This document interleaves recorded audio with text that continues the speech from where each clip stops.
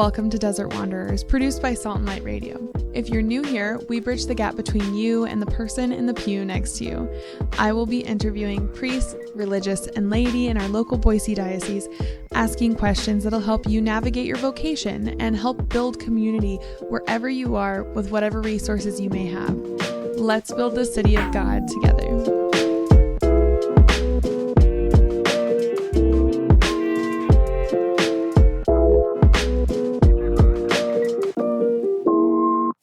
Okay, so John, I'm so excited to have you on this morning, and I wanted to start off, so the basics that I know, which I'm excited to have you tell me more, but I know you're an attorney. Right. I know that you are the head of the Lay Dominicans, right now? In Boise and in the Western United States as wow. well. Yeah. Wow, they elected me to that position. Wow. 2 years ago.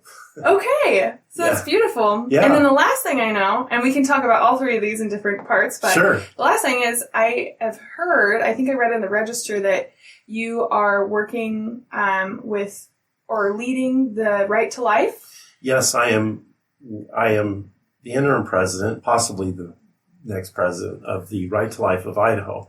I'm also the national director of the National Right to Life board from Idaho. I'm one of the I'm the person from Idaho. It's a 50-person board that I was selected to attend. So that's amazing.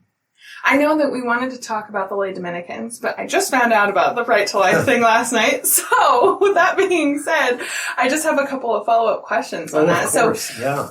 Because you kind of have this legal knowledge, what have you seen over the last couple of years with the overturning of Roe v. Wade in Idaho when it comes to the Right to Life movement and the and Planned Parenthood moving to Ontario? Like, are you starting to work with people on the border? I know my family is from Payette, so this is like a big issue for them. It's a huge issue. Yeah. And what I've noticed, or what I've heard, I haven't been to Ontario, kind of avoided it, but it's kind of gone because they've liberalized the drugs in Oregon. Yeah. And we have not in Idaho. Right. And Ontario being a border city, I've heard it's kind of gone downhill a little bit. I'm not sure if all that's true. And then with Planned Parenthood there, there was a very concerted effort to have the 40 Days for Life there, and it was quite successful. Those are the two things that I've heard. I have a friend that lives in Ontario, and he did confirm that things are not as good as it used to be in Ontario. But it was Ontario after all. And as compared to contrast of Idaho. But with what's going on in I think the Right to Life movement in Idaho is awake. Yeah. Not awoke. Oh, it's not woke. It's awakened by Dobbs' decision. And the reality of the necessity of facing the issues, because now it's like being handed a portfolio, that really belonged to you from the beginning, but you were born, you grow up, and all of a sudden you're handed this portfolio of finances or whatever, and you have to manage it. Yeah. Well, we have been handed back to the state of Idaho the necessity of recognizing what life is, and that we have the responsibility of passing laws that are pro-life and recognize the humanity of each person. So Idaho is no longer this winsome child that's wandering the field, but is now engaged in and has successfully engaged in the protecting of the unborn and recognizing that they are persons, that type of thing. So that's a really good thing. Okay, so another question I have, and this is more of a legal question. You're good. Okay, so my husband and I are Catholic, and he is a paralegal, and he also is a logophile, so he loves words, right? So this has to do with the wording, and I wanted to see what your opinion is on this. Okay. So in the Idaho and other states, they talk about abortion is illegal, except for in case of, extraordinary circumstances. And one of them is the life to the mother. But as Catholics, we also believe that abortions are not like when you have to remove an ectopic pregnancy, for example. Right. So those are different procedures than an abortion. But I think in the law, it almost encompasses that as an abortion. And so my husband and I have this debate often. like really the law should say something like abortion is always illegal and that these other things are not abortion because the intent is not to harm the child. It's just a side effect of saving the mother. Does that make sense? Or it does make sense to extent, and you can further explain if you want to jump in, because that's important that we both understand the question. But my daughter-in-law is a relatively new physician, and she's an OB/GYN. Yeah. And she's employed at St. Alphonsus, and I've asked her about the term abortion. She said that any removal of a child is, in the medical sense, an abortion. See, I think that would be an important thing for not just the lady, but just people in general. It's an important point. Yes, It is an important point because medically, the voluntary or involuntary removal is considered an abortion. That's what they put in the notes. Wow. Now, it can be, so we have we have a different idea of what an abortion is, or out in society, more accurately, we have a different idea of what an abortion is. So that's an important distinction.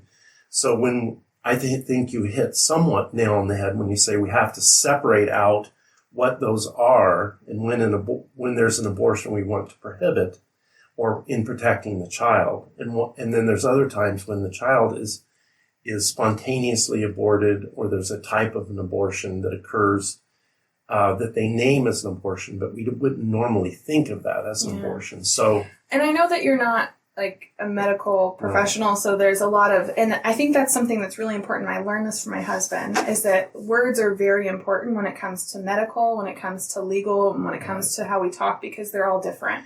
It's very true. So words have to be, we always have to define our terms. We start with defining the terms. And yeah, that's true. Your husband's correct. Yeah.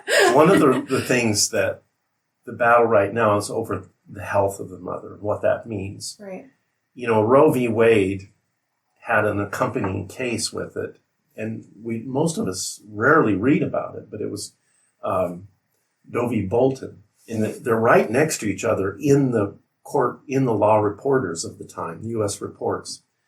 And there's Roe v. Wade and then Doe v. Bolton. And Doe v. Bolton basically said the effect of it was the health of the mother is important, and and both physical and psychological aspects of the health of the mother come into play, and it can happen at any time.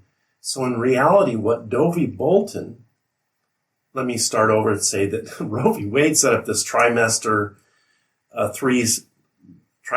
analysis of when an abortion can occur and all this other stuff I won't go into. It was really incredibly bad law. I mean, even from a lawful perspective, even many liberals went after Roe v. Wade, saying that it was illogical, and they were engaged in philosophy, not law, and in religion and all this other stuff, which was kind of a nonsense. But Doe v. Bolton just simply opened the door to abortion at any time. So if you had a doctor that could get agreement as to the mother's psychological nature was not in good health, she could have an abortion, and the child lost its life.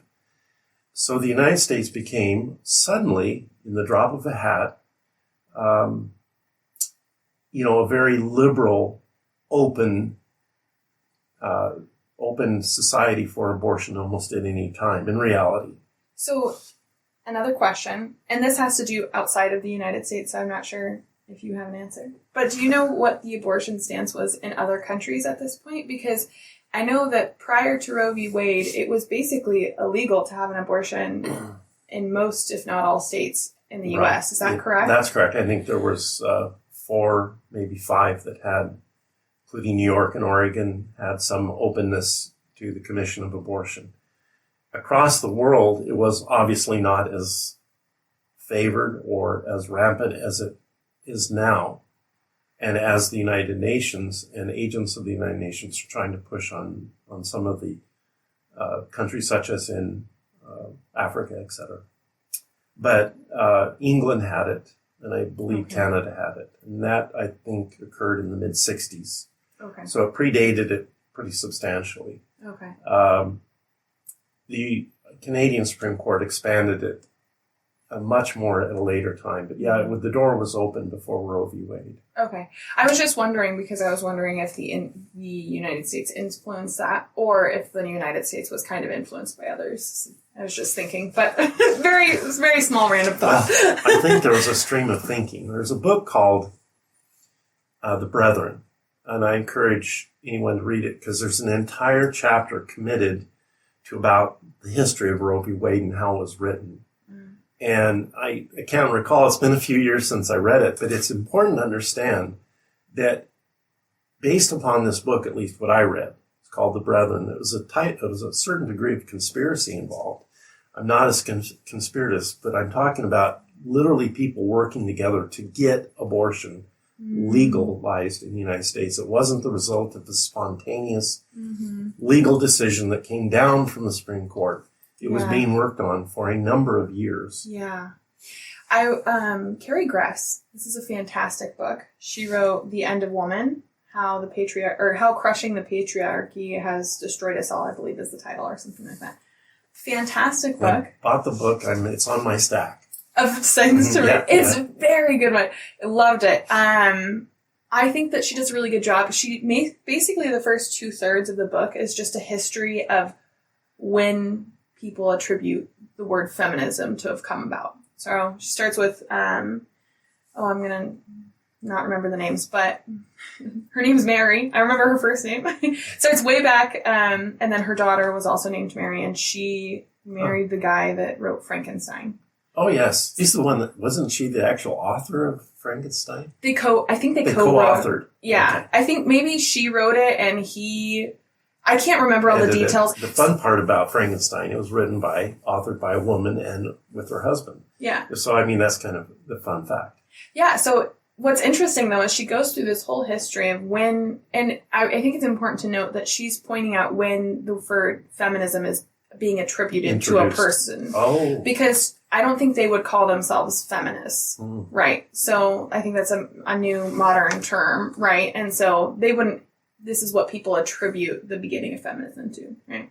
Anyway, she goes through this whole history, and I thought it was really good because she did talk about what kind of political things are going on and who is influencing people during this time period of the Roe v. Wade and other like pro-women liberation, that kind of stuff. And she touches on it, and I think she does a really good job of just showing the history. No, I think that it's important to understand, and I need to read that book. It's on my stack. Like I said, I bought it, and it's in my queue. Yeah. I'm sure I've heard about it. That's actually why I bought it, was so that, I could put it on my stack of stuff to read. But the reality is, I think so much of the feminist movement, and I cannot speak, but I think so much of it was necessary from the sense of the dignity of women to make sure that men understood how to treat them correctly. And we're still dealing with that issue terribly but it is important to recognize that part of the purpose of recognizing the dignity of women is so that they're treated correctly in society. Yeah. And there was something that happened. Not a historian by any stretch, and I've read a little bit. There's something that happened in the 50s and 60s where it took a turn in a way that it became kind of radical. Yeah. And grabbed some extreme positions and trying to push the woman out of the home, trying to, and maybe it was the birth control pill. I don't know. Mm-hmm. But I do know that the series of things that occurred in the 60s was something that radicalized the feminist movement. And instead of raising the dignity of women, I think it turned it against them. And recognizing the dignity women have, they can have children, the glory of having children. They can bear the responsibility of raising children along with the husband. Yeah. No, it's not a big, huge title. But what is the one thing you always remember about your parents? It's your mother and how she treated you. Yeah. And it impacts me when I think about my mother. No. Yeah. Well, I think there's something. So she actually does this. I think the book came out around the same time. that What is a Woman was Yeah. kind of, they were popular when I was reading them. When I was reading it, that movie had just come out. I don't know if her release date was before or not, but anyways, but she does a really good job, I think, about explaining fundamental characteristics of a mother. And I think it was really beautiful because in a way, she gives a definition of woman that's not biological necessarily, Yes. but is still so deeply connected to what woman is, which I think is beautiful. But No, but it's true. Yeah. I mean, motherhood, what I was trying to say, not very well, is that women lift up people, the children, Yeah. and make them and nourish them and bring them and make them face life. Now, so does the man. The man has a role in this too. But it's a very special connection between the child and the mother. And that they lift them up and, for lack of a better word, is get them running correctly into life. And it's when you experience that, it's something you can never let go of. It doesn't matter. The sex doesn't matter. It's what matters is that the mother is there and she's ever trying to lift up the child. I think there's a couple of things that come into my mind. So what she says, and I'm not quoting it, I'm just paraphrasing. But one of the things she says about a mother is that they're constantly trying to better their family. And then I was listening to a podcast and someone was saying, they were talking about us, like the spouse's relationship. And she was like, I'm not okay. The woman was saying this, the mother. She's like, I'm not okay if you're not okay. And you need to realize that if you're not okay, then I'm not okay because I'm constantly worrying about your well-being and how you and our kids are doing. Right. And I think that is part of it. That catches a great deal. I think that is. And I think there's a lot of, it's a really great book. But yeah, I think that kind of plays into this whole, I think in the book, it does a good job of pinning down that time period and seeing what kind of forces, what kind of philosophies of thought were circling in the feminine sphere during these political decisions. Well, right? They say that since the fall of man, since the sin of Adam, that man has tried to be like women and women have tried to be like men. And they're always trying to take over each other's role or surpass the other on the ladder of acclaim and rank. But in reality, the proper place of the roles that we have as God-given and Christian is to recognize that we have these responsibilities and that we fulfill them in nature and in supernature as well when we pray and we look for the God's will in our lives and we live in accordance with nature. And so it's an important part. And man plays this powerful role in raising his children, but the women have a place that runs deep into the heart. And it's hard to put those in words. It's hard to put them even into theological perspective. They just matter. Yeah. And so the feminists of the modern age are missing it because they're always looking to sit on the throne, the proverbial throne, when they really are the power behind the throne. And not talking about a nuanced power. I'm talking about they are listened to carefully by their children and by their husbands and everyone else around them that play into that family. And when the husband may sit on, quote unquote, as king of the family, so to speak, as we've seen that analogy used in the past in writings, as queen of the family, the mother takes care of where the family is headed, really. Yeah. Not only in the heart, but directs quietly, but forcefully the husband to take a look at what's going on around him. Because men are single-minded. I've noted women they're in constant communication with the world. Yeah. I don't know what the words are, but it's just simply true. It's natural. Yeah. So we have to recognize those talents.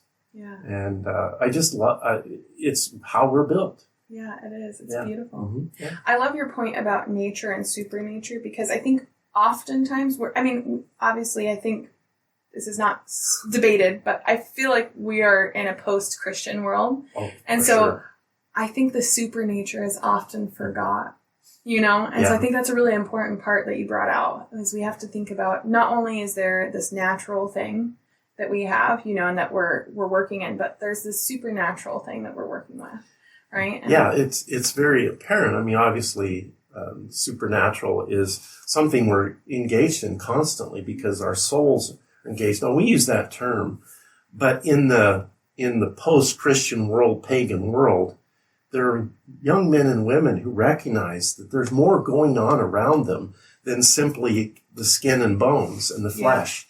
But there's a reality of the mind and the heart that embody so much of what they are. And particularly the young people, because they're just waking up to that. You hit your late teens and your 20s, and you're waking up to the reality of who you are as an independent person. And personality means I am independent of others, yet there's something more than just my flesh and bones. Yeah. So how do you think this affects, and I really want to touch on the Lay Dominican, because that also touches the supernatural, right? We're really starting to talk about that more in depth, but this idea of the awakening and the soul and the realization, maybe not in these words, but of the soul body composite, right? Right. And I think regardless of what religion you are, or if you're just spiritual, you've hit something on the head where I think everyone does experience that. It's just what path you're going to take to realize it. Like, are you just going to be mindful? You hear that a lot, being mindful, or are you going to kind of acknowledge that there is a higher power? But I guess with this all circling around, trying to get my point back, You're good. With all of this going on and these people realizing this, has this, in your view, affected the pro-life movement? Like, do you think people are realizing that there is something unique and special about them in the younger, the 18 to 25-year-olds? Do you see any movement there? Well, there is a powerful movement within the Catholic Church itself, and certainly within other traditions. And I use that term very deliberately, traditions. Mm-hmm. Some of which are traditions of men, and others are the sacred tradition that has been handed down to us by our Lord. But even among those where the tradition of men exists, there is a looking back to embrace what had come before us in the last generation, particularly those in their 20s and in their late teens, embracing the reality of we've lost something. And in losing something, we've lost the neighborhoods, we've lost families, we've lost the institutions, and there's violence in the streets. There's violence in the mind, too, because we don't think very clearly.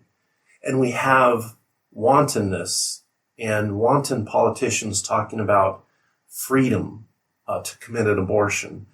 And it's complete nonsense.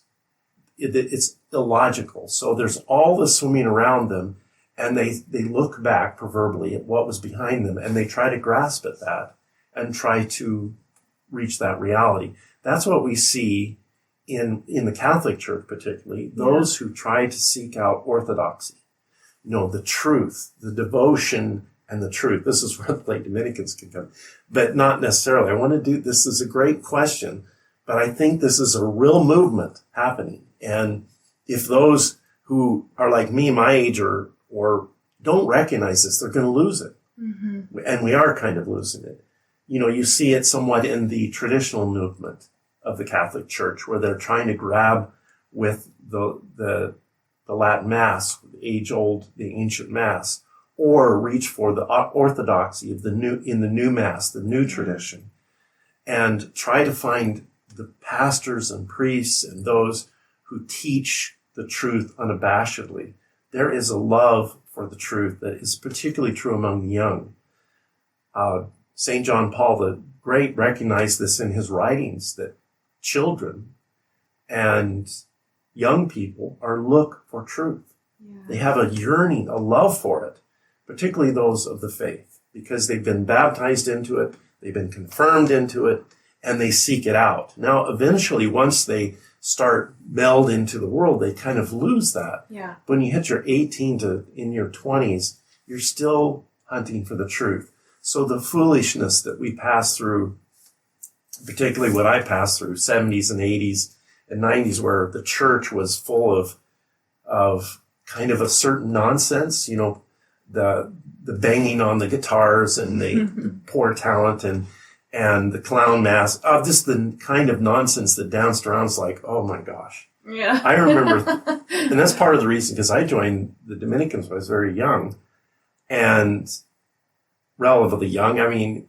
and I was like, I was really reacting to the world that was going on around me, but it was not as worse as it is today. Yeah. Not as bad as then. My point is that when we recognize that reality, it's very attractive. Very attractive. There's a story I have in which there was at a particular parish here in Boise, and they were playing rock music for teenagers. And I thought, you know, it was just very tasteless. I don't know how to, let me put it, let me just be honest. So afterwards, I just went up and talked to the choir director, and I said, you know, have you thought about using classical music and to attract young people? He says, no, we've got to attract them with modern stuff. And I said, no, you don't. Because the reality is good music is beautiful objectively. I will just say, I didn't listen to a lot of classical music. And then when we got pregnant with my son, my husband was like, we're listening to Mozart. Like, you have to listen to Mozart. So we started listening to Brahms, Mozart, and Bach. Yeah. And I would be like cooking dinner, and you can get down with Mozart. You can get down with Mozart. Mozart is really, he's so upbeat, and you know, he has some melodical lines that are just, they're beautiful and they're powerful and they're just, you know, they're just attractive. They're and it's beautiful. Yeah. And you can just really just I would dance to it. And my husband's like, you're so weird. I'm like, but it's so upbeat. Yeah. There's just something that pulls it. It's just, I mean, I'm stammering now, but it's just, there's a really beautiful, almost modern kind of like beauty to it. Yeah. Yeah. No, I totally. I mean, there's a movie you should watch called Amadeus. Oh, I love that movie. Okay. Yeah, we watched it after we got into Mozart. Yeah. It's so much fun. I love it when the emperor, you know, he's playing and Mozart's there tapping away, and he says, too many notes, just too many notes. And it's kind of comedic because that was his style. That's who he was. Yeah. And so he had, in the funny way, he knew himself well enough that he just forcefully went into a situation and played the music. The beauty of the type of music I'm talking about is it's objectively beautiful. Yeah.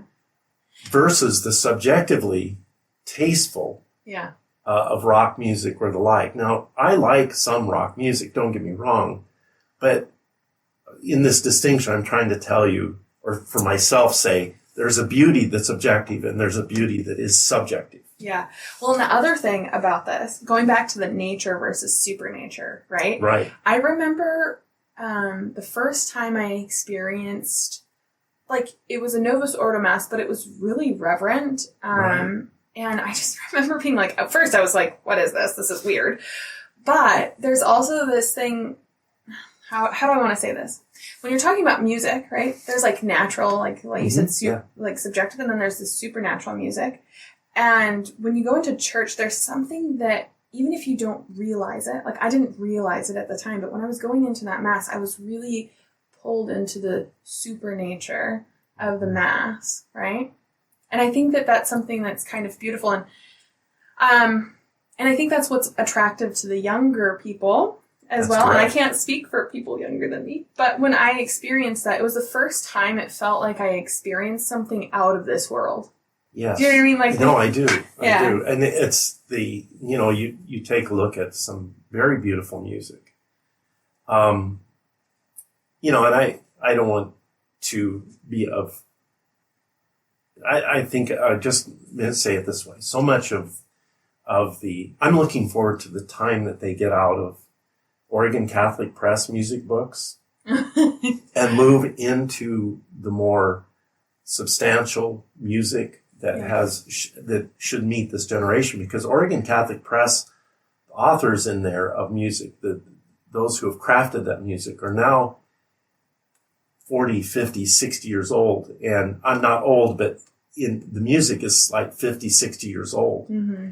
And it's great guitar music, but it's always, there's a certain level of mediocrity to it. Mm-hmm. A certain mediocrity that kind of comes with it, and everybody's comfortable with it because you know it from your childhood, and it kind of has this sway to it. It's always a sway.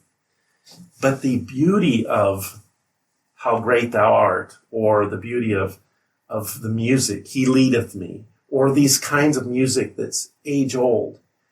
And it's an important point to recognize that the old is ever new.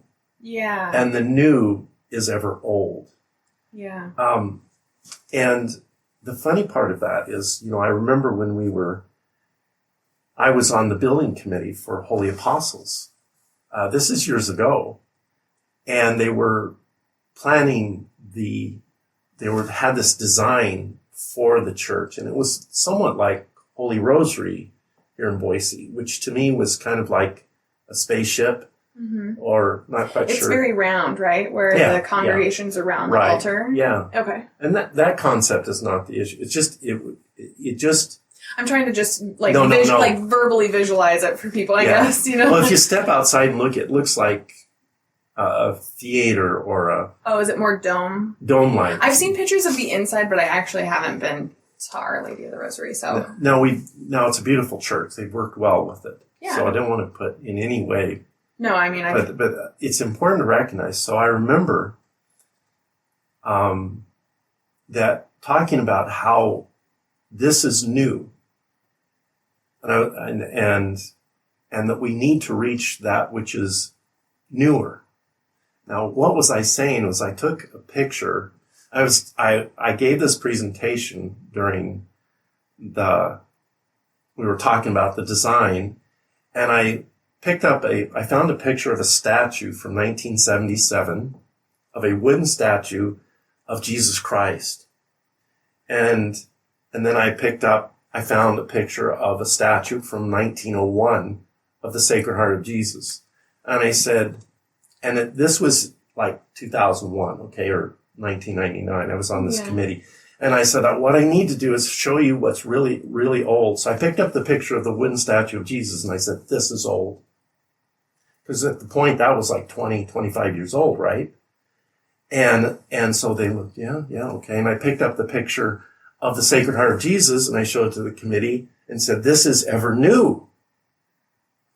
And the point is that we need to find that which lives on. Yeah. That which is become before us, and that which will survive after us. Yeah. Now, if we think about the buildings we have in our society from the mid-20th century, the glass and stoneworks, this block, but then think about the buildings that are now being built downtown in some areas, not all of them, but there's some beautiful ones, that are trying to step back to the pre-utilitarian period.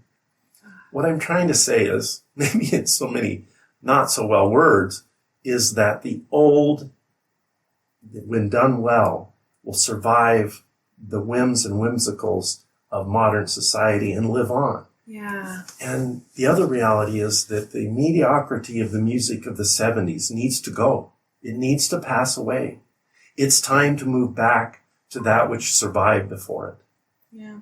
I think that, well, the beautiful thing is, even if you like the music from the 70s, the beautiful thing is that the church has a place for everybody. No, I know. Yeah, so I mean, even if you might not agree with what we're saying, that like there's still a place for you and you can still enjoy the Mass however you want. But I agree with you that there's this, I think what it is and how I've thought about it is it almost seems like there was a lack of beauty and purpose to our world for the last 60 years.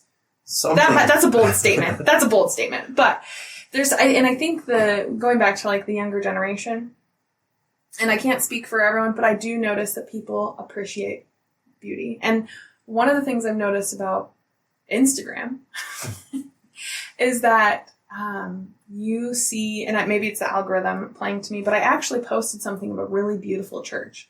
Right. And then I did a couple of images of the the monstrance with Jesus presence in the monstrance, right? And I put them all on here, and that video got so many, like, it got pushed out super hard. And I think the reason why is because the church was beautiful. I mean, I wish I could just show the picture. Maybe I'll put it in, but like, it's just really beautiful. Yeah, I think intricate. Now, why did it travel so far virtually? I think it's because it's just beautiful. Beautiful, yeah. Now, I think beauty also has another purpose. Mm-hmm. And just like truth, beauty has an attraction. There's an objective reality to, my thought got lost. But I think that the beauty of, you take truth, let me look at it this way. Beauty has an objectivity to it. Yeah. And it has a purpose that is larger than just appeal to your mind and appeal to your eyes and your consumption of the beauty. It has a purpose for conversion. Yeah. God uses beauty to remind us that everything is from Him. The beauty of grass in the fields, the beauty of the mountains. It's all, there's a reason why they call it the mountains majestic. Yeah. Because that actually comes from the Latin word to teach. Majesty is a kind of, magisterium is the root word of that. Or the majesty, it teaches us about God. It opens us to God and gives us this depth that reaches into our soul and that touches our soul. So this conversion. So it's kind of like, John, wake up. I am here in every part of the world. And so the majesty of nature is a reminder of who He is. Now, when we look at nature and stop there, then we become naturalists or this kind of nonsense where we worship nature rather than God. And that's an unfortunate, because we've stopped and not appreciated the real beauty, right? It's like not going far enough. Yeah. Right. It's not going far enough. It's not recognizing the majesty of what nature is, because it's a reflection of who God is. Yeah. So when we look at beauty, it takes on a very powerful, like truth, we're searching for it. Yeah. And we love beauty. I mean, it's something that's so attractive. So when you were younger, you said that you entered into the Lay Dominicans. Was there some kind of truth or beauty that was calling to you and pulling to you into that? Or how did that, how did you get involved with the Lay Dominicans? Well, when I was, I had graduated from college and went back east went to work for a member of Congress. And there was a staffer in another office that I was friends with, and he invited me to attend a colloquium. Now, what's a colloquium? Well, it's just a conference. It's their word for a conference. And it happened to be at the Dominican House of Studies, the Catholic University of America, which is right across the street from the Dominican House of Studies, across the street from the Basilica of the Immaculate Conception. Really? Okay. So I went there, beautiful. And it was just beautiful. And love that. And so I go to this colloquium, and it was about the proper use of property. What is the proper use of property? And there was discussion about socialism versus capitalism and the proper uses of property in view of the scriptures, kind of a dialogue. That's what colloquium means, a colloquy, a discussion. Yeah. One of the presenters was a professor or intellectual from Europe. And he came more from a kind of collective mentality rather than freedom. And it was important to recognize, so what happened was some questions got asked about his perspective. And I helped engage in that discussion. Well, one of the priests was sitting back. He came up and asked I would be interested in joining Lay Dominicans. And I go, what's that? And so when I was quite young, I was interested in, in passing and become a priest. But I never really took it that seriously because I think it touched my heart, but I didn't really consider it. I'm kind of thankful I didn't in many ways. Wouldn't have my children, and of course, all that brings with it. Yeah. But it's important to recognize that was God's answer in helping me to I'm not a religious, but I'm engaged in the activity of recognizing religion in my life and how it impacts a relationship with Christ that's real and trying to make sure that I live it.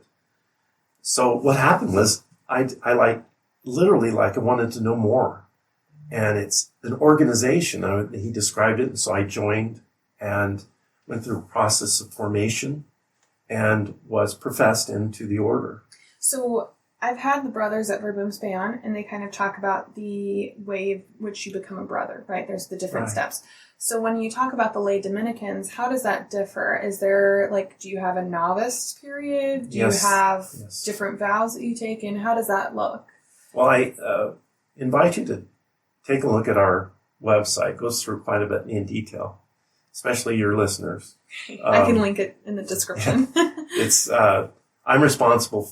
The chapter in Boise is called the St. Margaret of Costello chapter, and our website is dominicanidaho.org. The Western Provincial website is opwestlaity.org.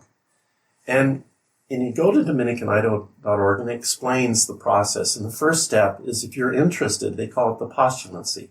Okay. And postulancy just comes from the Latin word meaning questioning.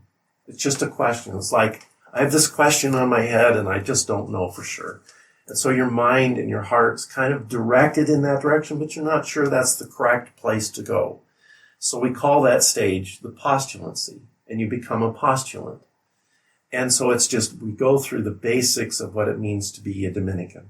The order, where it comes from, St. Dominic, his history, the charism, Thomas Aquinas, the truth, the motto of Veritas, which means truth, and the prayer and contemplation of St. Catherine of Siena, in sharing that contemplation and in trying to live it. And to live the motto of the order is to bless, it just emptied out, to bless, to preach. And part of it is to bless those around you and to preach the word of God through your work. Yeah. We're not talking about preaching from the lectern or in the Mass, but we're talking about being ready defense. As St.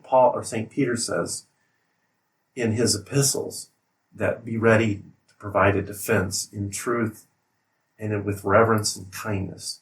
So that's what the Dominicans really do. Biblically, that's what they're doing, preparing lay people to have a ready defense of our Catholic faith when dealing with the world. And it's that we're kind of in the marketplace, so to speak, of the world, where the priests and the religious are behind the church wall, so to speak, where we're probably out in the business world and government and things like that. And it's important that we live those lives of truth, and that's where we live.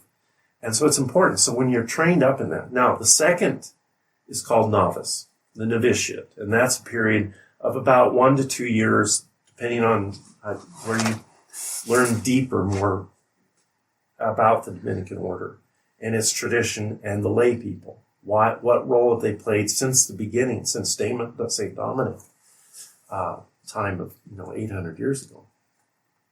And that role. And then the next level, after you've lived the novitiate, you petition to become temporarily professed.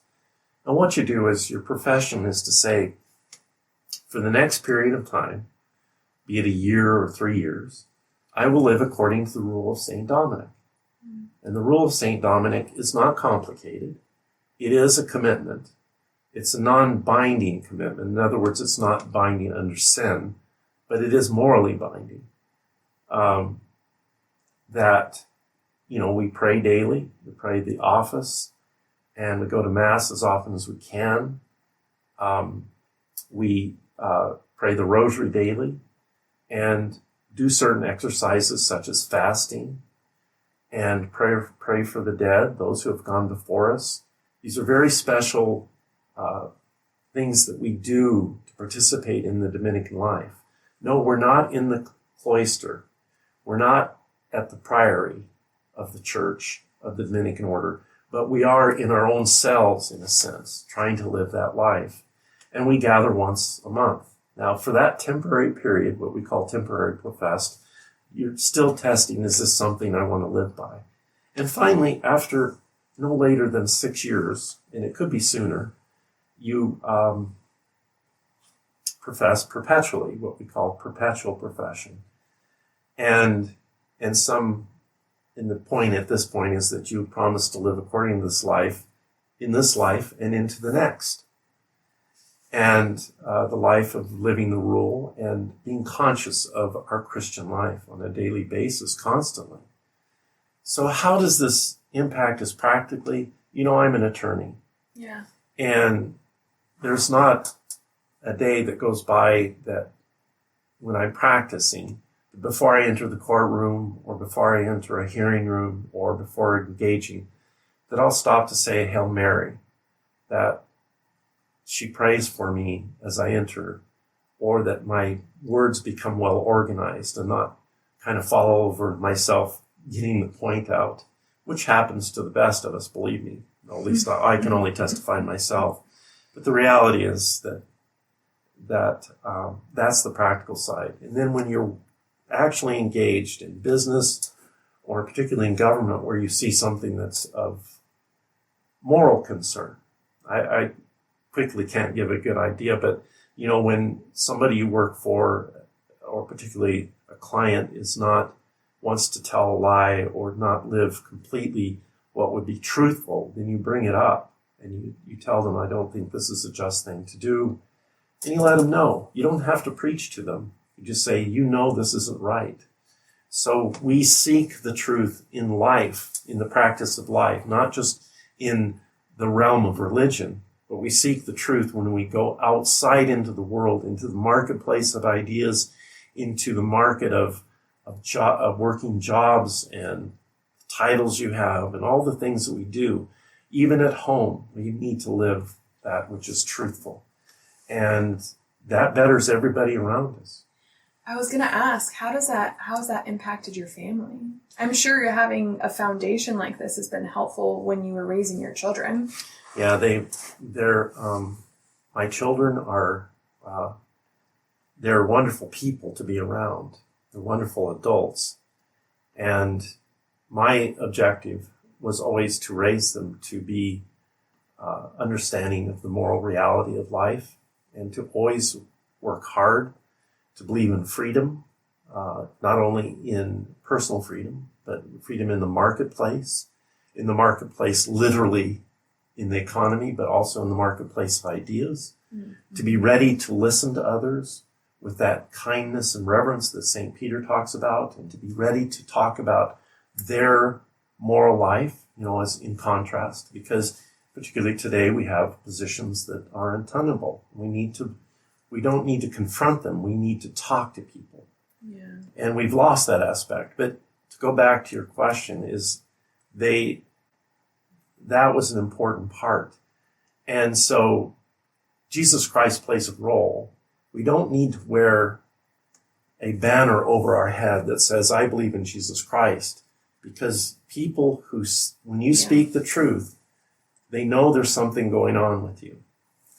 And that's important. So when you raise your children well, and and be mindful of the fullness of who they are as a person, not only in religion, but into their kindness, their direction, where they're headed, will help them become fruitful in the world sense, and also in the spiritual sense. They'll be mindful of who they are, and that's important. I love my children because I've got 4 children, and they're very mindful of things going on around them, but they also understand their duty to God. Do they always live it? No, not like I don't either. Right. But we're sinners and we're fallen. But the objective is to try to do the best you can with the grace that God hands us through the Mass, through the sacraments and the like, is to live that reality. Another question I would have to ask is, do you think that it helps with identity? I think there's a crisis in our society about identity, and I think when I think of the Lay Dominicans, there's such a foundation there that you'd have to say that there's some kind of like piece that would help you understand your identity as a child of God. Do you think that that's do you think do you think that helped you and your family, or? Yes, it's for sure did. Well, part of it is, the day-to-day struggle of raising kids, and you're in the midst of it. Yeah.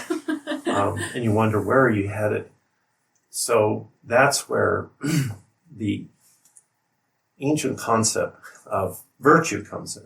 Okay. Yes. Because what you do is you form habits. Right. And you live those habits, so they become unthinking, right? So that you just simply react in a certain way, even though at times you do it very consciously, and other times just because it's habitual. Yeah. And done well and consistently, it becomes a virtue. Mm. Kind of like going to Mass on Sundays. Yes. It takes a will to do that. But after a while, after you raise your kids and they hit their 2nd, 3rd, 5th, 10th birthday, they can't live without that, going to Mass. Mm-hmm. It's so much a part of them, it becomes a virtue. And so it's part of the identity of who they are and that consistency. And then they hear the messages coming from the pulpit and from the catechetical classes or from you and your husband about who they are. That becomes embodied into their mind and into their soul because they know that there is truly a God. So yes, it does help them create an identity.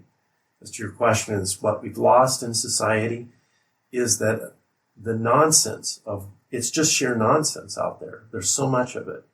And all we have to do is watch the campaigns for president. Mm-hmm. So much has been lost. And society. It's really kind of sad because it's kind of like, to put it in worldly terms, it's like I have this beautiful mansion I can live in, but I also have this shack over here, and everybody's running to the shack to live. And they don't even realize that the beauty of an objective reality of living in the mansion is so much better, and they accept that which is poor and sloppy and as to live with. And why? Because we don't realize that we are children of God. The reality, St. Paul says in Romans 8, that we are the children of God. Think about that a second, because in the Old Testament, remember Christ said, he said, "You are my friends. I will call you my friends." And it was a change because in the Old Testament tradition, we were considered slaves, especially after the people rebelled in the desert. And he broke that relationship, that covenant, and then gave them the priesthood and returned them to what they wanted, was kind of and he had them offer sacrifice to bullocks, the gods of Egypt, right? Right. And so it broke an earlier covenant, and he formed the Aaronic covenant. But that all got restored through Christ. And we were not in friendship with God prior to Christ. We were slaves in that sense. And we had to follow these formulas of rituals in the temple in Jerusalem. But it all changed with him. And now, and St. Paul recognizes this beauty of Christ, of our relationship with Christ as his friend, that we are his brothers and his sisters, and then God the Father, we can call out to Abba, Father. And that reality I don't think ever really hits home until we probably pass away Yeah. and go to the next world. Yeah. Who he is to us. I think that's a good point, because it seems like, as the Old Testament Jews or the first couple centuries of Christians probably had a better understanding of it now, but in a way, I think we're so far removed in time that sometimes we probably don't think of ourselves as slaves, right? Which then are called into a friendship, especially because we're living in a post-Christian world. It's almost like we're starting from the point of being friends. Mm-hmm. And so I think for myself, that's something I'm trying to really learn and understand, is that this is me being very vulnerable, but I am needing to learn, and I'm trying to learn, that I need Jesus, Yes. that I need him. And I think there's some days that I do a really good job of doing that, and then there might be a couple of weeks where I'm like, I got this, don't worry, And we go back to the same old formula. Right. And then I think in that way, you're like, okay, I see these habits that I formed that now I'm I'm a slave to, because I have these habits that I need to break, right? Right. But I think there's the difference in just thinking, like you said, to the Old Testament, the first couple of centuries of Christians, they probably really understood this, especially with even throughout the history of like just political strife Mm-hmm. that was going on through, countries rising and falling, and how religion played into that. It seems almost that because America has been so stable and been so prosperous, that oftentimes I think it's hard for me and the culture that I was raised in to understand that part, you know? Because the real state of the world is in constant flux. Right. So the rule of law is one of the beauties of Western civilization, which was manifest in our civilization in the United States, of which, I think they've called it the shot heard around the world, where where the first shot of the revolution was heard around the world. What was heard is this concept of the rule of law and living in accordance with procedure and due process, the freedom of the individual, who the person was. These are ideas that have permeated around the world because it arose out of the United States, manifest through Western civilization that existed before that. So your point with regard to first couple hundred years is true, because there was a certain connection. You had our Lord, and then you had, for instance, St. John, and then his students, St. Polycarp, and then St. Polycarp's students, which could have, I'm not sure, included, but St. Irenaeus of Antioch and those others. In other words, down to the third and fourth generation, there was a connection. The first 200 years had a very solid connection with Christ, Right. who appeared he appeared to as God and came as a man, incarnate here, man, true God and true man. So there was a certain reality that survived those first several generations. A wonderful book called The Four Witnesses that kind of testifies to this.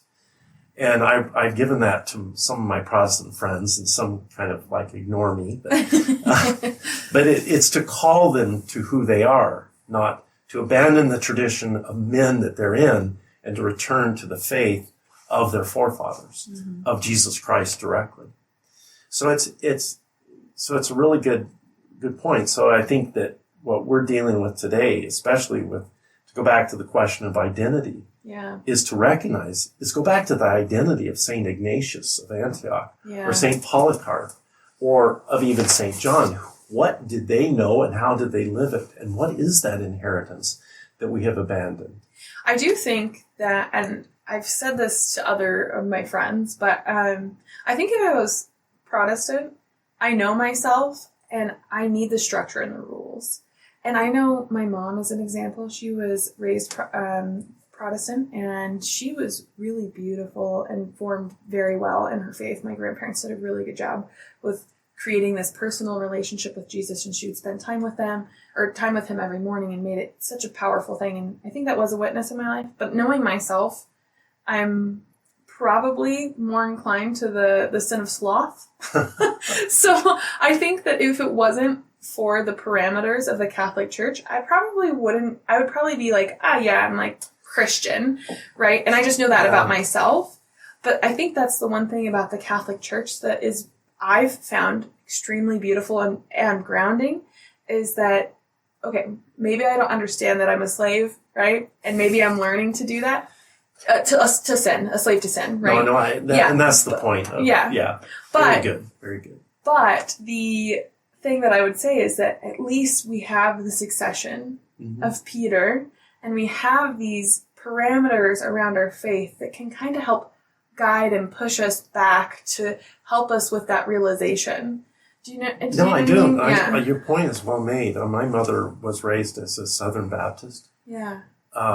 Their faith in Jesus, like their personal connection, really awesome. their devotion to the Bible is just really inspiring and beautiful. It was. My grandfather was a DD in the Southern Baptist tradition, and a doctor of divinity, and he was well educated. I didn't know him very well. He died when I was quite young, and he was advanced in age. I mean, he was quite a bit older than my grandmother,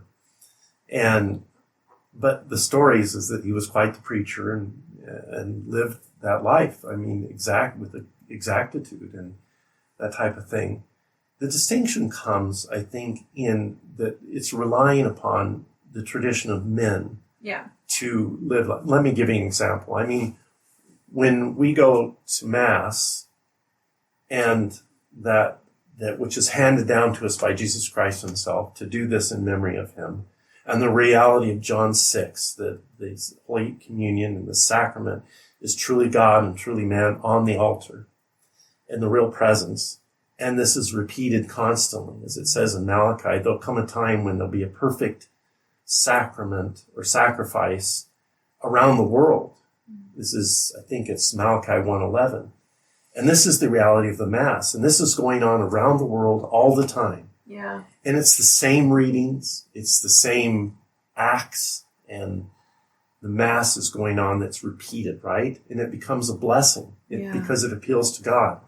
But in the tradition of many Protestants, and they're a blessing. I have many friends, they're Christian Protestant, and they have true relationship with Christ, but not in its fullness. And that's what we invite them to have, that fullness of relationship.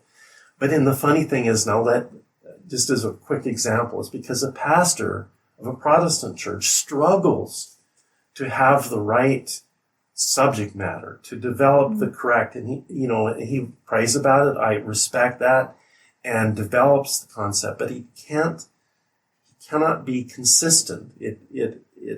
And to try to appeal to people, to bring them in, to make a steady flow of people. When the Catholic Church has the steady flow of tradition, sacred tradition, which was handed down by the Lord himself to how to worship him and live him. It doesn't depend upon the priest's homily or sermon. Right. It doesn't, I don't have to be entertained. The less entertained, the better. And doesn't require an excellent choir that dances up and down on the stage up front, or guides back and forth and has beautiful singing, all of which is good because it's praise. Mm-hmm. It's not worship, but it's praise. And you go to Mass sometimes and you think, oh my gosh, today, now this is not true where I go to Mass, which is at St. Mark's, but sometimes the music isn't all that good at some places, and you think, and your mind says, oh, you want to criticize it, but you want to realize that's why I'm not here. I'm not here to be entertained by this excellent music. I'm here to worship. Yeah. And that's the beauty of the Catholic Mass, is that we're called to him, that we're here for him, not to be entertained by the priest or the altar servers or the choir, right? Yeah, I agree.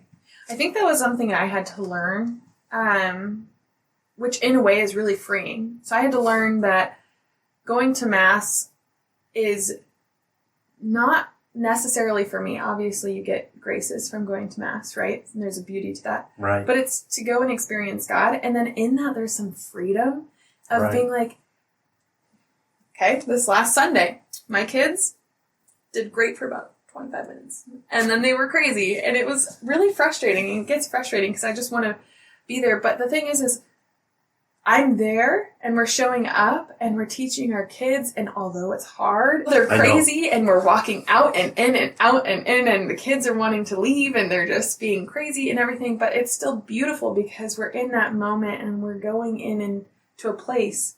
When we enter into the Mass, we're leaving space and time behind in a way. You know, we're precisely right. We're experiencing Christ, and I think that's the most profound.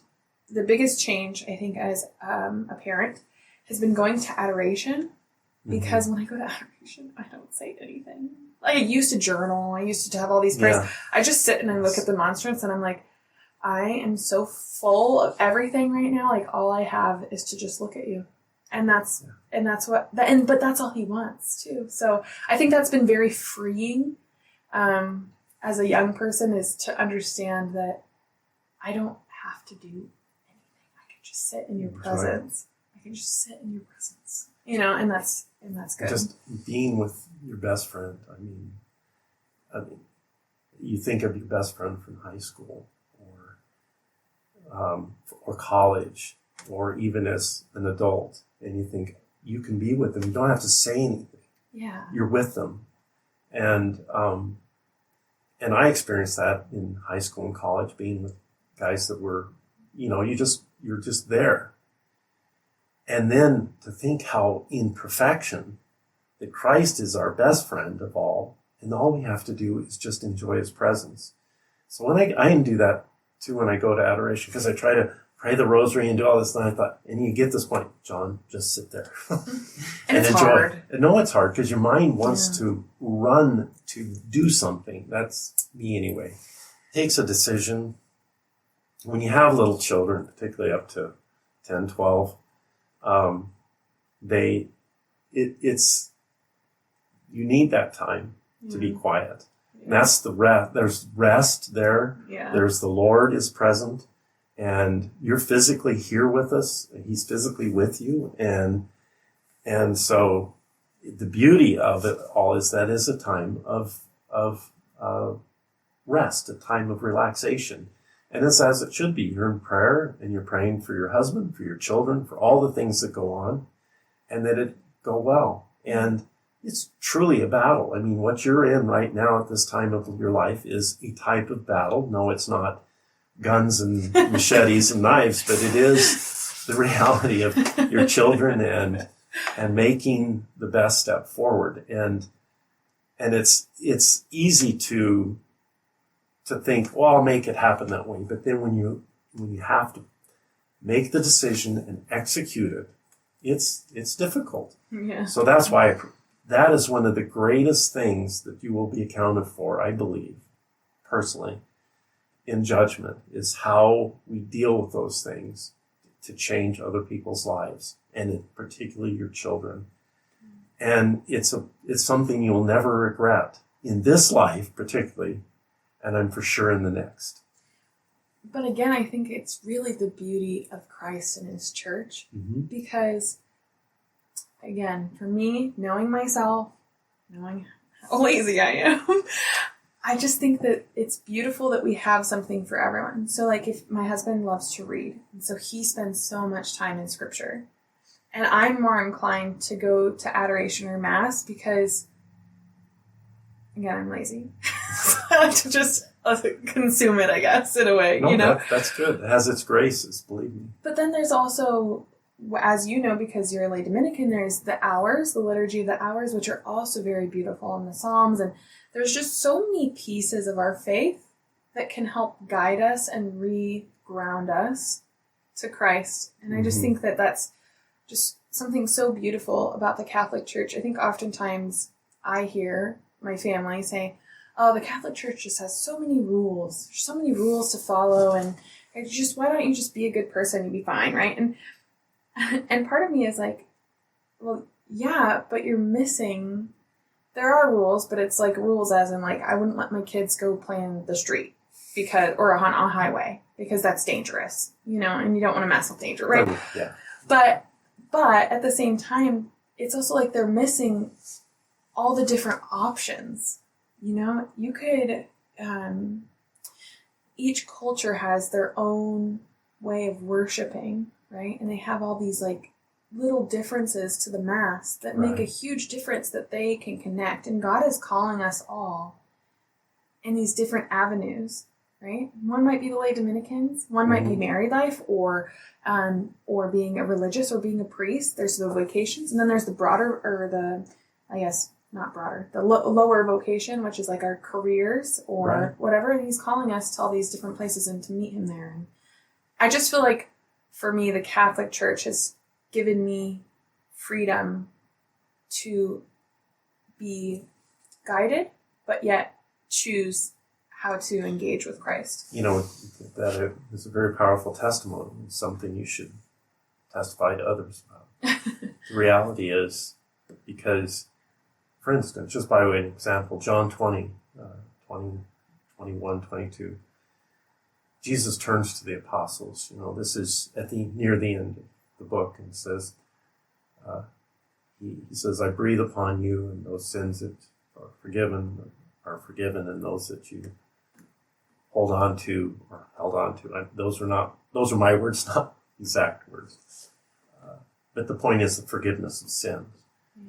And you hear so much about the argument or the statement that only God can forgive sins, but not man. But here is God, Jesus Christ, true God and true man, handing this power and this authority over to the apostles.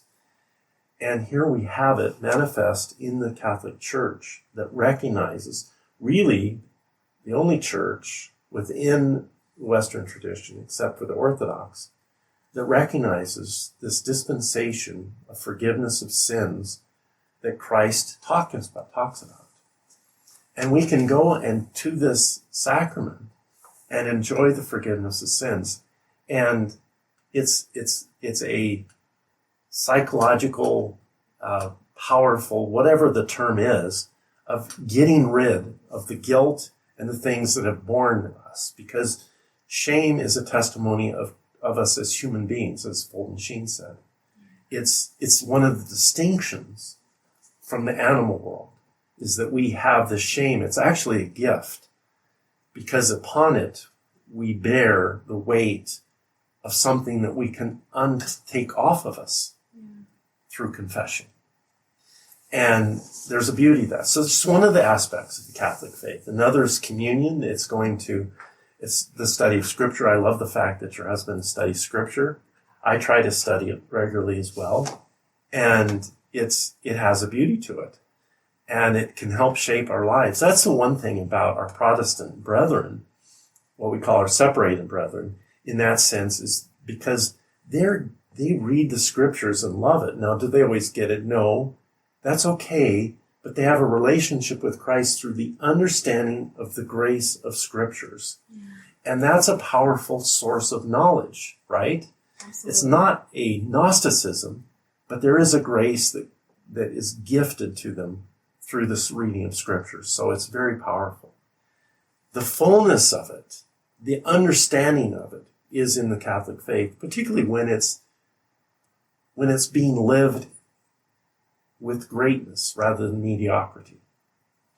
Now, one of the things that I experienced as a youth was the Mass that was celebrated with mediocrity. And so, but I have to say today, in the Diocese of Boise, is very orthodox, very steady. Now, there are pockets of issues, but they're pockets. They're not the generality. And the beauty of the orthodoxy that is being practiced in our parishes today is really incredible. Yeah, you're right, though. We live in a time where my parents live in Payette, and Father Paco's amazing. And I know I have some friends that just moved up to Coeur d'Alene, and they're ecstatic with their priests. It's just, we're in a good time where our priests are like, the seminarians that are coming out of the seminary, they're just really on fire. And solid. Yeah. And Catholic. Yes. And not nonsensical. Yeah. At St. Mark, I go to St. Mark's, and you guys just got Father Mosher. Oh. Yeah. And we lost Father Adrian. I love Father Adrian. Yeah, I've heard amazing things Father about Father Paul. Adrian. Oh my gosh, that guy's great. And then Father John Mosher, very competent, able priest, and then the diaconate, the group of the deacons at St. Mark's are amazing, and this is really great. The deacons in our parish at Sacred Heart we have Deacon Sal and Deacon Scott. Fantastic. Right. Our community right now is just, it's really beautiful, and it's really good to be a Catholic in the Diocese of Boise in the whole, like, everywhere. There's a consistency to it that when I was young, it wasn't there. And the beauty of it is I've been praying for this. I know lots of people have been praying, and I'm very thankful for this. And it's an orthodoxy that is it fills you up, and it doesn't leave you dry or kind of like the dry bones. Yeah. But it gives you things to think about and to live, and challenges. And we are being challenged. I got a kick out of 2 or 3 years ago. There was an article, I think it was in American Magazine, excoriating the young people and the young priests for being Orthodox. And it was hilarious in a way. I just thought, and it was an older guy that had lived through the very liberal period of the 60s and 70s, and I think in his 80s, and he was kind of going after the young seminarians who were living their faith, that took this seriously, that made this decision. They decided to be Catholic. They decided to be a priest. And without the contradiction or the hypocrisy of trying to grasp the world. That's what's really cool about it. Yeah. You know, Father Paul yesterday had a really good analogy about the term, our use of the term, the etymology of the term decide. And he talked about, he said there's deicide, which is the killing of God, homicide, the killing of a man, suicide, killing of ourselves. So what does decide mean? And what he said is, when we make a decision, when we decide something, we're killing the doubt we have in our mind and souls and moving on ahead on a decision. So these men in seminary have made this decision to kill the doubt that was before them and to move ahead in faith. And we have had a generation of men in the priesthood that didn't make a decision, that didn't decide, that wanted to engage the faith as well as the world, and to grab hold of both and live both. And according to Christ, that's not possible. I think that I want to give some grace, though, because I think that they thought that that's how you had to do it. No, I don't get me wrong. I think that as it's important to give grace where grace is, and there's so much truth to what you're saying. My point is that we have learned a lesson, and the decision that they've decided to move into and live the Catholic faith. Yeah. And it's beautiful. And it's beautiful. It's beautiful to see. And you're going to be able to experience that in your life, because it's the fruit of many, many prayers from a whole generation of people wishing, more accurately praying, actively praying, that the priests and the life of the Catholic faith would now again be in its fullness. And we're experiencing the beginning of that just in the last 10 years. It's starting up. It's beautiful to see. Well, I mean, we're just coming off the Eucharistic pilgrimage, right? Right, in the Congress, yes. Yeah. Yeah. And it's just beautiful to see, again, I don't know how much of this is the algorithm, but on my social media, I see Jesus in the Eucharist maybe 1 out of every 3 posts. Yeah. Which is like, for going through a whole feed, that's like still really beautiful. And maybe, so that's on the account for the podcast, but even on my own personal one, I still see it probably 1 every 7 posts, which is like just beautiful. Yeah, it has it is a powerful place for us. I mean, I'm very thankful. I don't know how to say it better than I'm very thankful for the spiritual reality in the diocese today. Yeah, I think it's a hard time to be Christian, but it's also to see everyone come together is just really powerful and beautiful. Yeah, there's important realities that we have to deal with. I mean, the political reality in the marketplace. There's a lot of things that need to be need reformation and reckoning with. Many issues which we won't go into here, but we do see those realities, and we need to recognize them and try to change them. You know, I mean, just look at the Dobbs decision 2 years ago. The dynamics of politics has radically changed, and it will continue to change. Yeah. And that's, of course, what we're working to try to do, is to get people to recognize life, to live life, make a choice of life, the excitement of life, not death, not killing a kid, but grab hold of what's inside you and what's with you, because the man has the child with him too, believe it or not. Yes. When the two of them walk together, and instead of deciding to snuff out life, to grab hold of life and live it. And that's what you're doing with your husband, is grabbing hold of your children and making a decision to live that life, even in the struggle, in the midst of trying to deal with their discipline and their excitement of not doing anything you want them to do. It's just that persistence has a fruit to it, and it will change society. This does change things. And that is true social teaching. The Catholic social teaching starts first with life. Why? Because it changes everything around it. The beauty of life changes everything, and it brings justice and truth and bears it to everyone in society. So that's why the issue of life is always the primary issue, because it changes everything about it. So we have people in the church that want to make it the secondary, the tertiary, or the 40th issue. It's important, and they want to deal with the tax rates or redistributing income or the like. But the first issue is, and always will be, life. And we have people like you, when you make that decision to bear children and to raise them and deal with them and get down into their little faces and love them to death and to discipline their lives so that they live well in their 20s and onward, changes things, changes society for the future. That gives me a lot of hope. No, it should. It should. I feel like I'm in the trenches. No, the trenches are ugly, but you eventually come out of them.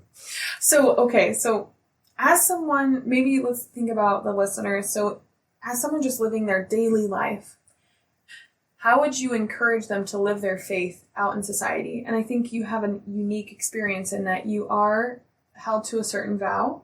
Right. But you also go out and you live a life in the world. So what's some advice that you might provide? Well, the first thing is, of course, to live your Catholic faith, because from that comes fruit. Be it you have children or not, a single or no, whatever station in life that you have, is to embrace your Catholic faith. And so the first thing to do is to study. And even if that is not, it's not like your husband reading all the time, or I like to read all the time. It's just reading for its own sake, for prayerful reasons and for reasons that it's edifying. Even reading a paragraph, like, for instance, of a book, of a spiritually well-written book every night, it will develop and change you.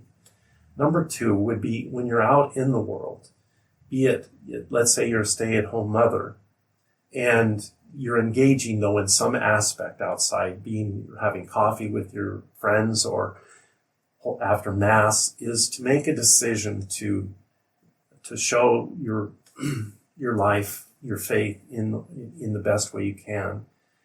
Not to confront, not to engage in argument, but to engage others in the truth, in living the truth, in stating it.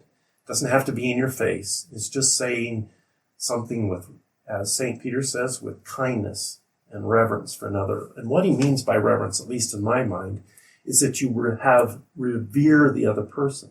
You first have love, then you state the truth. Because if I'm not a post, I'm not some fence post, I am a person. So I'm better to receive what you have to say when it's an obvious act of love first. Then our life should be engaged in that way. And, another is when you're employed, out in the world employed, be a ready witness for how things should be done correctly in either technical correction or moral correctness. And, we don't lie when we engage in contracts. We don't want to commit fraud, for instance, in insurance. We do things even when they cost us to do them correctly because it has repeat impact upon those around us. Now, why is that? The reason is because when Christian men and women do correct things, people are watching us. And it's funny because we all do this. And if you think about it, you recognize that we're looking to the leaders to do things that are correct. We look to political leaders, business leaders, social leaders, the community leaders. Are they doing it correctly?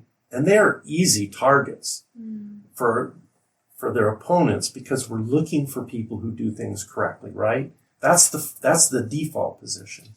So the fruit of living this kind of life is that people are watching you and they will act accordingly. This is very knowledgeable to young people, particularly those in sports. Mm-hmm. The neat thing about sports is that it engages the whole person, heart, mind, body, and soul. And the body, physically, the mind because they're seeking perfection, and in the soul because of the accomplishment. And so ask I can only speak for myself, any young man who sees perfection in sports, he has an attraction to that. So when you see somebody do something excellently and do it well, this is very attractive to both boys and girls. And it's kind of, I would call it virtue mimicking. So you want to do something perfectly or the best you can. So when let's say you're a junior in high school and you're in a class and somebody is very articulate sitting next to you or across the room, and like, I want to be like that. I want to articulate that. I want to talk like that. And so people are attracted to perfection. And even though we fall short of perfection. So to the best of your ability, try to be the example that you would want others to be so that people will repeat. And this is one of the great things about Christian thought, is that by our acts, we do impact other people. And eventually it impacts all of society. I would believe that the good acts of Saint Benedict when he lived in the 6th century and 5th and 6th century, all the way through to the beginning of the United States, the formation of Western civilization grounded on Roman Empire and the good acts of repeated families, and men and women down through the centuries brought us the qualities of the goodness of Western civilization, the things that we can praise, not the bad things, but the good things we can praise.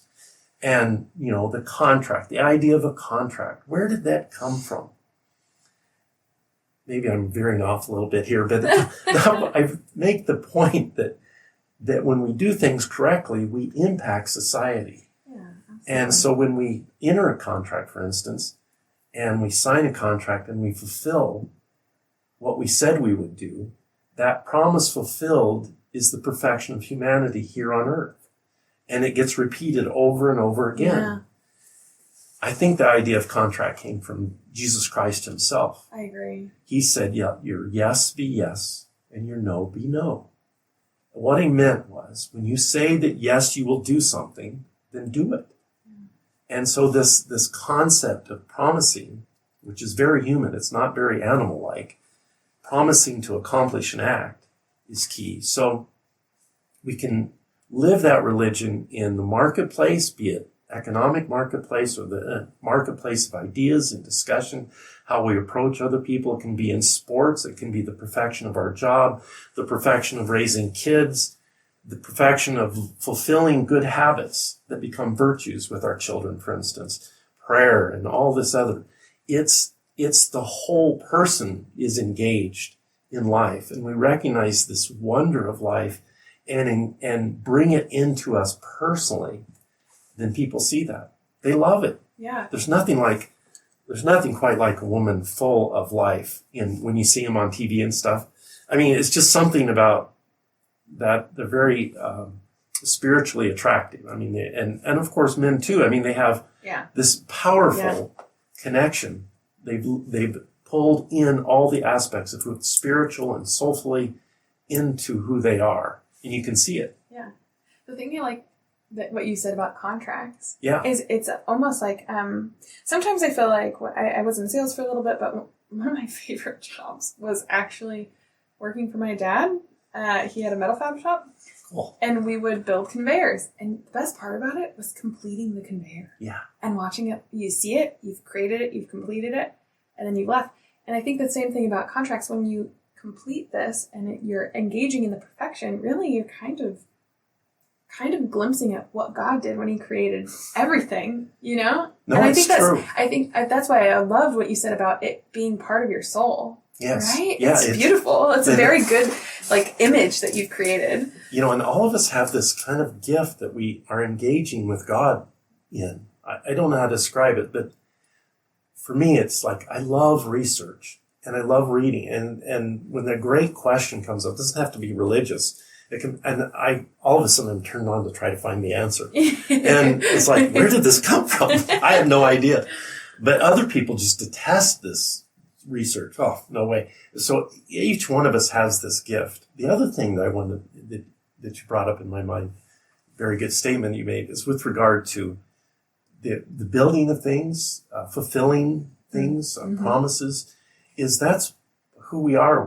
That's the image of God in us. Yeah. It's an image. It's not God, but it's an image of him. And we participate in that image when we create. Your father building the conveyor belt, and it's getting it accomplished and seeing this beautiful, it's almost like art when it's completed, but it has a utilitarian part of it as well, is like we're participating in the goodness of God in accomplishing those things. Okay, then another question would be, I think it's more important for men, so this is more maybe a targeted question towards men, but do you think that it's important that men find jobs that align with that? So like if you're more inclined to build something, because I think there can be virtue and a vocation in doing what God has called you to. I'm not asking this question very well. No, but I understand to a degree. It's not always possible to. Vocation comes from Latin voca, to call. And for some people, they're called to a profession or called to a task. Others take it because it's presented to them. And they stay with it because that's what they fall into. But it's important, particularly for young people, my recommendation, for young men particularly, stay out of debt. Now, why should they stay out of debt? To the best of their ability. That's not always possible. Yeah. But to the best of their ability, stay out of debt, particularly consumer debt, so that when a choice is presented to you in life, as God gets you and you begin to recognize a voca, a call to your life, you can respond to it and not be tied to a job that you don't believe you were called to. So the answer is yes. I think everyone is called to a vocation to some extent.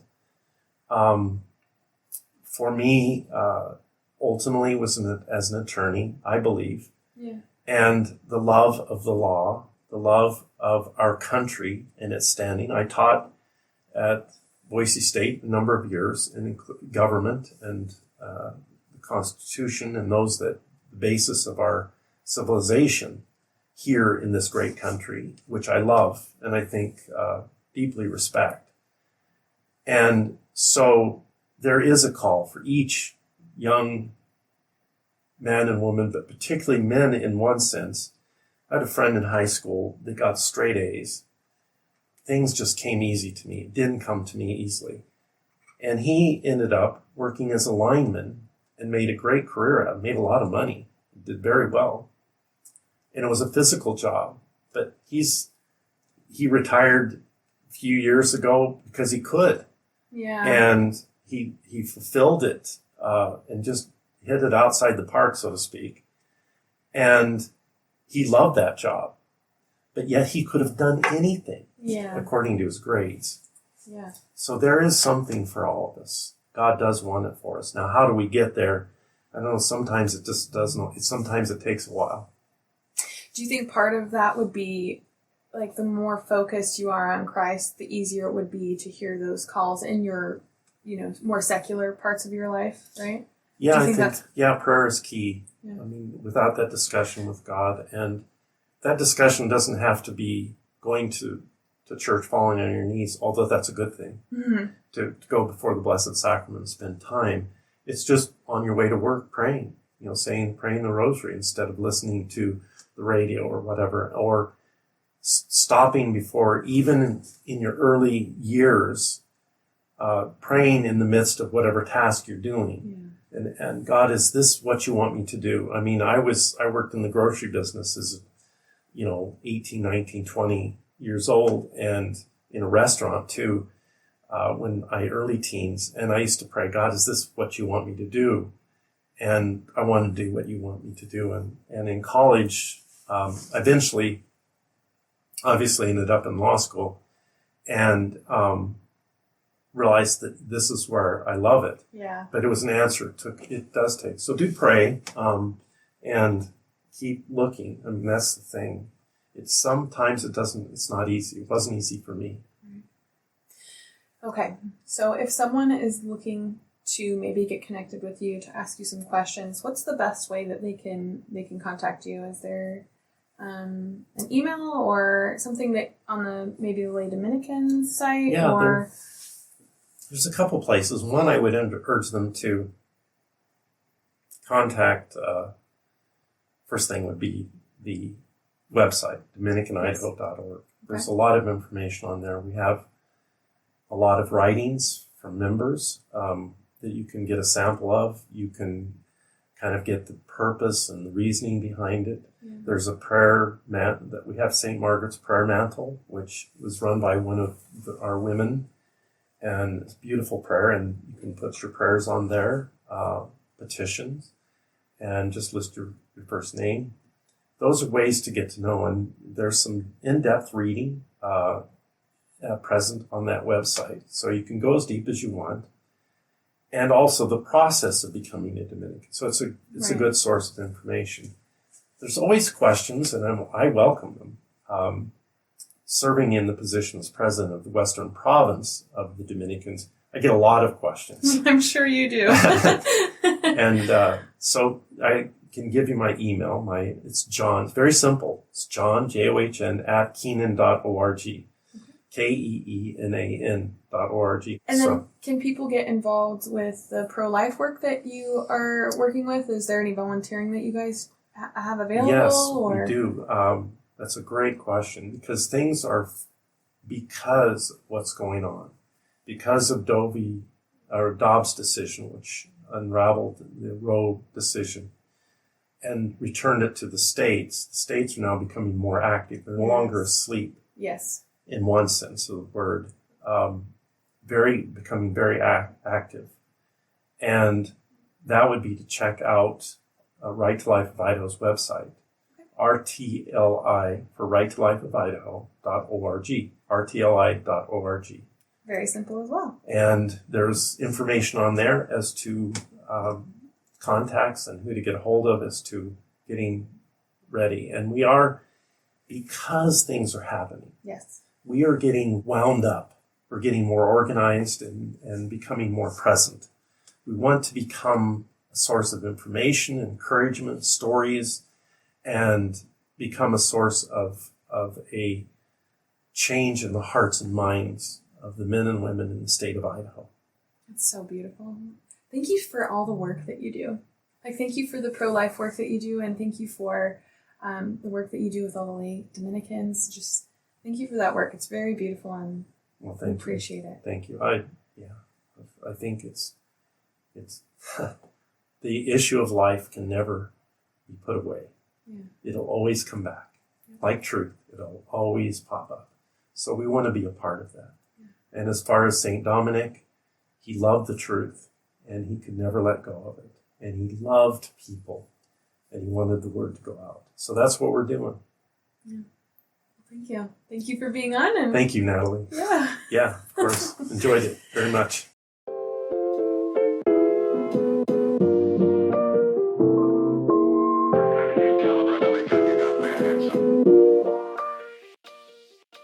Thank you for tuning in to this episode of Desert Wanderers. If you liked it, give us a thumbs up as well as subscribe down below. We're produced by Salt and Light Radio, so you can find us on social platforms at Salt and Light Radio or Desert Wanderers Podcast.